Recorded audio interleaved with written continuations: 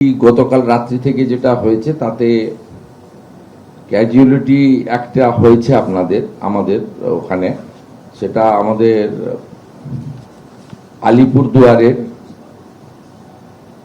হাসিমারা এলাকার ভোলা নালা বলে একটি এলাকা রয়েছে। সেখানে একটা বাচ্চা 4 ইয়ার্সের টি গার্ডেনে তার ক্যাজুয়ালিটি হয়েছে। সরকারের পক্ষ থেকে 4 লক্ষ টাকা ক্ষতিপূরণ তাদের পরিবারে দেওয়ার ব্যবস্থা করেছি।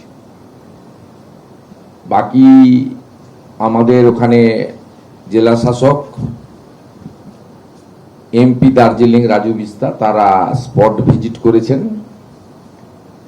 আমাদের নবান্ন থেকে এবং ইরিগেশন ডিপার্টমেন্টের কন্ট্রোল রুম থেকেও, ডিজাস্টার ম্যানেজমেন্টের কন্ট্রোল রুম থেকেও প্রতিনিয়ত ওখানে আমাদের খোঁজ খবর রাখা হচ্ছে।